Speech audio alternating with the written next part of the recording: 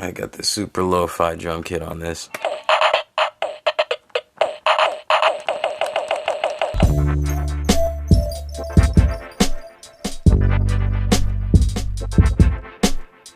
What's up, everybody? Welcome back to Lifted Noise. With Father's Day coming up, I just had the idea to sample some of my children's toys and turn that into a beat. So I only got one rule for this challenge. This beat must be composed of strictly kids' toys. I'm challenging Special Nobodies here on YouTube, and any of you other fathers that want to join in on the challenge. The link to all these samples will be in this description.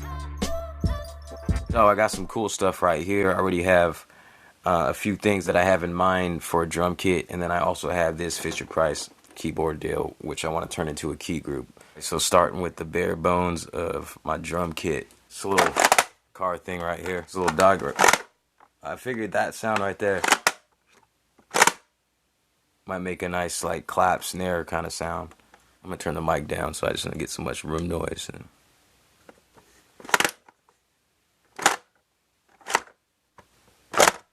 I think I got some cool things there. So these make some pretty nice clap sounds. I was messing with this. I figured a hi-hat right there. So there's like a loop on this. Go sample up a shaker real quick.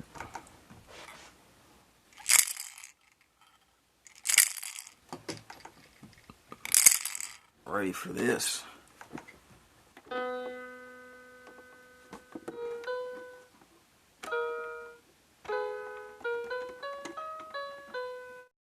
Yo, admittedly, I've been spending a couple weeks on getting this beat together. It's hard to find the time to do it. So if you're a father, you understand. If you're a parent, you understand how difficult it can be to manage your time. So I'm a brand new father. I got 2 daughters now. It's my second Father's Day. But I've been spending most of my time just trying to get the sounds right. A big part of it is the drums on this coming out of those little tiny toy speakers that I recorded through this mic. A lot of those sounds are really super thin. The kicks, for example, I got 2 drum breaks out of 2 different toys. One of them was this butterfly-shaped toy, and it had a loop in it. You can hear that these are really small sounding, thin sounding, missing a lot of frequencies that might be desirable, especially on some kick drums. And then I also had this other loop that came out of this Lion keyboard. Here's one of the kicks. The other kick. So I layered them up on a pad. So this is what they sound like right now. Layered up. Put a filter on it because I didn't want all that high end. And then I went ahead and I put a few different plugins on that kick pad. So first started with this air enhancer, which I think is like saturation. So I went from that, from this to this. Brought some low end with some EQ. Turned that up. And then I put a compressor on it, so I ended up with this, which is knocking a lot more than this. Now, for my snare, I did some of the same things. I put some plugins on it. I started out with the distortion. I feel like that kind of beefs it up. This is my starting sound. I put the air parametric EQ, air para EQ on it. Cut out some of those high to mid frequencies that are kind of harsh. Sounds a little better, right? Now for my hi-hat, I did some EQ. I added a reverb on it and a filter. And it's, as you can hear, it's got some delay on it, which I put through an aux send. And I showed how to do that in my previous video that I just uploaded a couple weeks ago. With the reverb, with the EQ, and a filter on it. So this next sound also came from the little steering wheel car, and it was just like me turning the steering wheel, and it ended up giving me like the clap sounds. So I just really I put 2 of these sounds, 2 variations of it on a pad, and I did the cycle option. I also got this sound that came from my Lion break, which came from the Lion keyboard, and it's just an open hat sound. I just chopped it. I think I maybe put a little fade on the end of it just to make it clean. One other thing, I created this, I guess it's kind of a riser, which I ended up using for transition in my beat. So this is what it sounds like.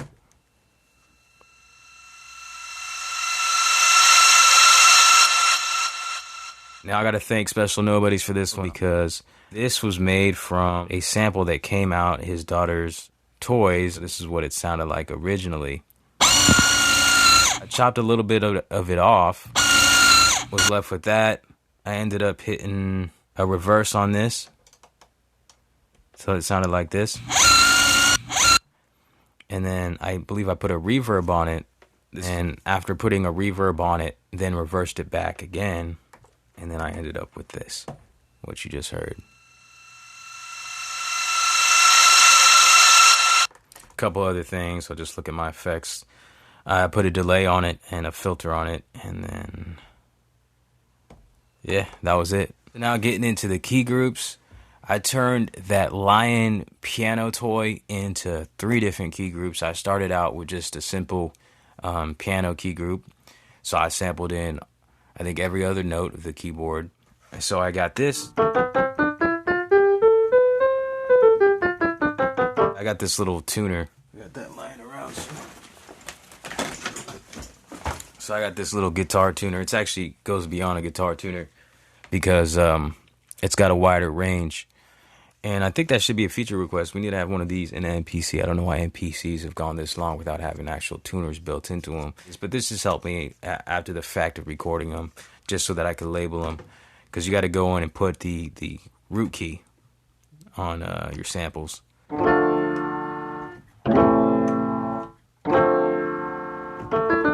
And I put a few things on there. Start with an air filter as I usually do, and I take off some of the low frequencies. That's just kind of what I do by default.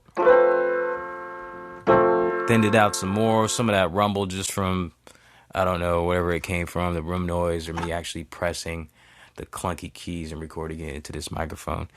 Put some more EQ on it just to get it sounding. Take some of that harsh mid-high frequencies out again, and then I added some reverb. Okay, so eventually I was gonna need a bass line, so I thought I'd take one of the piano notes, probably the lowest, I think it was the lowest note, put it in a key group. So this key group only consists of 1 key group, and then it just spread it across the keys. So I figured I was gonna need more than just the piano and the bass line just to kind of fill this beat out. Something that I enjoy a lot of is using flutes, and I figured I could turn that same piano key group into a flute somehow. I just went ahead and copied out that whole piano key group, ended up changing the parameters on my attack and sustain. And I ended up getting something that resembles a flute sound. So cutting off some of that attack, or, you know, making it a slower attack rather than such a quick and hard one like you would have with a piano with like the hammer hitting the key. So it's a lot slower, so it cuts it off, and it sounds more like something that would be being blown into, like a flute. So I ended up with something like this. Through the power of sends and returns, use the same reverb that I've used on a lot of the other instruments. Turn it up. There we go. The day when I was documenting the process of sampling up all these toys, I didn't get a chance to do this one because I didn't have something to hit it with, but then I found the little mallet. I just hit this one note. I turn this baby on so I can figure out what note that is, what key that is in. G, that's what it's saying right there.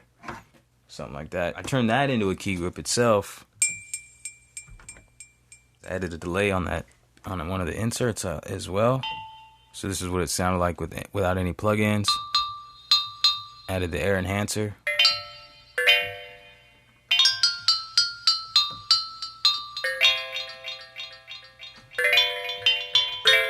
I have one more instrument, vocal instrument, which I also had to thank Special Nobodies for bringing out his beautiful singing voice. What he did is he sung through one of those little toy karaoke singing machines, I think is what they're called. I ended up chopping one little hit from that of his voice, and again figured out what key it was in, what the pitch of it was, put it in a key group, ended up with this. That is the very last element of my beat. Now I want to go ahead and put it together right in front of y'all so y'all can tell me what you think. All right, let's do it. I start out with some chords. I feel like that's usually the best way for me to get started. I'm not like super well versed in music theory, and I'm not like a musical genius or keyboard player or whatever, but I put whatever I think sounds good together, and this sounded alright, so I started with these chords on the piano.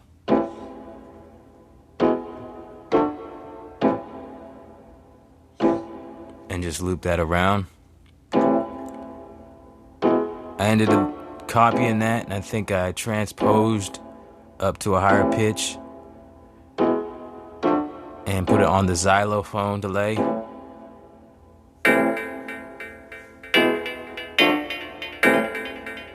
From there, I like to get some drums going just to get the momentum moving. So I put my snare and my clap and layer those two.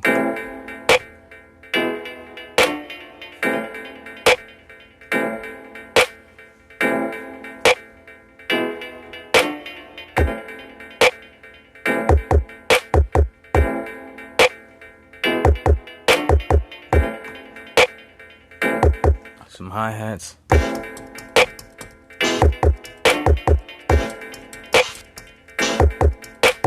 That's what I ended up with.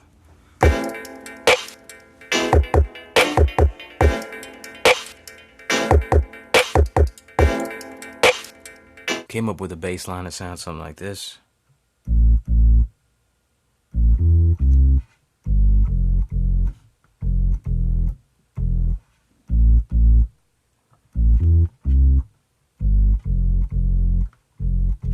Add a little more sprinkle with the xylophone.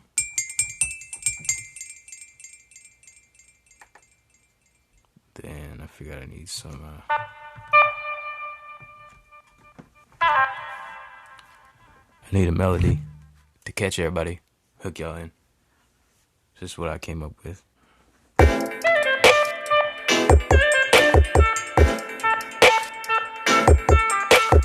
For the verse part, I left out the little flute melody and I brought in the vocal chop and played it just like this, real simple.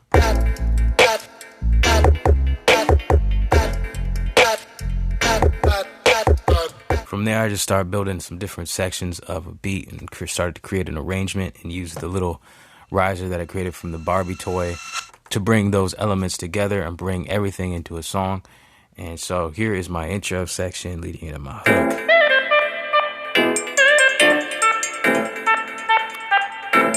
Then I'll lead into my verse after that.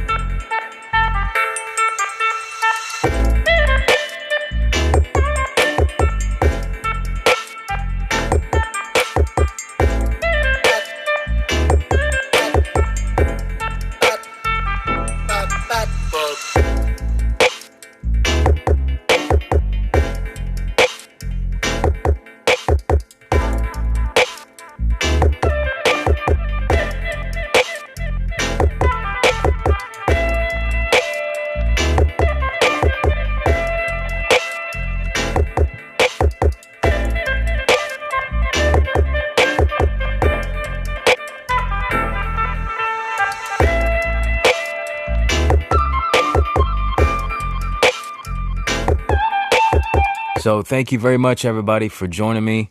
And this whole process has been a new kind of experience for me, sampling up some stuff and creating a whole beat from scratch. I'm happy with the results. I know it could be better, but you know what? It has led me to feel like this is what I want to do more of in the future. Just start bringing some stuff in here to my little home studio and recording things and creating my own drum sounds and my own key groups and have some things I could share for y'all on the channel. I'm looking forward to those of you who accepted the challenge as well. I want to hear what y'all got, what you come up with. So, yeah, until next time, happy Father's Day to all you fathers out there. Congratulations, you made it this far without going completely mad. Yeah. Peace.